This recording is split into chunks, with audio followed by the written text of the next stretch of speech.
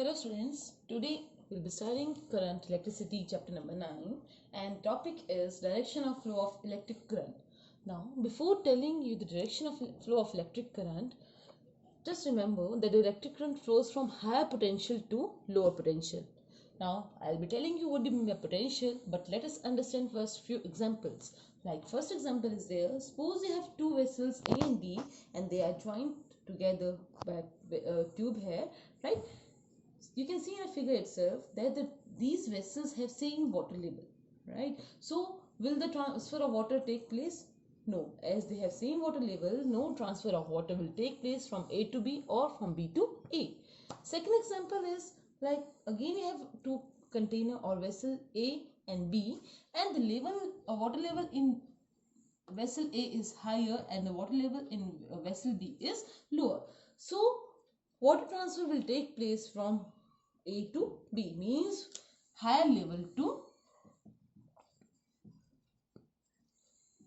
low level. So from here we have learned that for transfer of anything, or you can say water, here there should be a potential level difference, right? Similarly, this was all about water. Similarly, when the charge flows or when the current flows through a conductor, there should be potential difference, and this potential difference can be measured when the current flows from higher potential to lower potential. We have also read that when two bodies, let us say body A and body B, are kept at different temperature and in contact with each other, the flow of heat flows from body having high temperature to the body having low temperature. Means again heat transfer will take place from A to B. Till when heat transfer will take place? Till they acquire a same temperature, and that state is known as your thermal equilibrium. These was examples. Now I'll explain you what you mean by potential. Now students, let us take another example. Suppose we have conductor A and conductor A is positively charged, and we have conductor B and conductor B is negatively charged. Both the conductors are joined by a metallic wire. These are joined by a metal wire, you can say, right? Now see this A is positively charged, means it has deficiency of electrons, it has less number of electrons, while conductor B is negatively charged, means it has excess of electrons. We all know electrons are negatively charged, right? So conductor B is negatively charged, so it has excess of electrons. Now the body which has deficiency of electrons is said to be at higher potential, and the body which has excess of electrons are said to be at low potential. You have to remember this thing. Excess of electrons means at low potential, and if deficiency of electrons means that conductor is at higher potential. Now we have studied earlier that how the flow of electrons will take place in the two conductors. We know that flow of electrons will take place from the body having excess electrons to the body having less number of electrons. So here the flow of electrons will be from body B to A. This is flow of electrons. This I've explained in last video. This is flow of electrons. What about flow of electric current? Dear students, remember the direction of flow of electrons is reverse. The direction of flow of current is reverse of the direction of flow of current.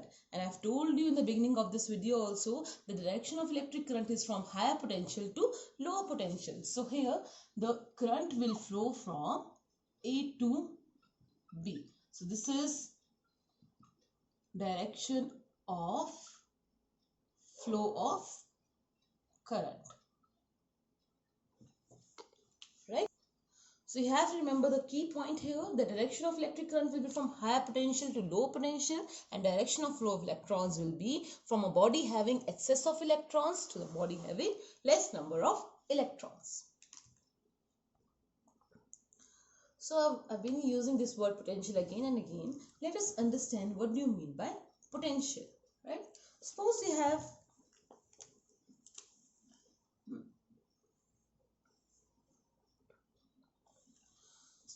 many charges here. I'm drawing the charges with the help of this red marker, as you can see. So many charges are there, right? And you have a body let us say a body is point A having charge Q, right? If I have to move, this may be positively charged or negative charge, and again this body can be have positive charge or negative charge. Now if I have to move this body A to point B, let us say, right, I have to do certain amount of work. Means the body cannot move directly from A to B. I have to use certain force here, or you can say some work has to be done to move from a body A to point B. So let us say W is the work done in moving a point charge A to point charge B. So what is potential here? Potential will be equal to work done upon charge. So this is the work done on the charge Q to move it from point A to B. So this is known as your potential, or we can say this as a potential difference.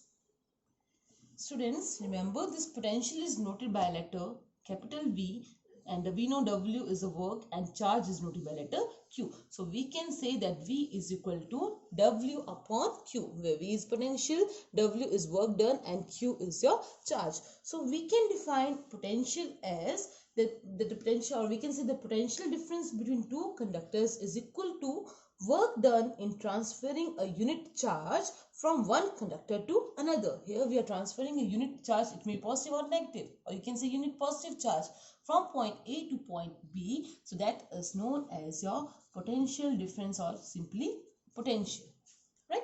So this is the formula for potential. V is equal to W upon Q.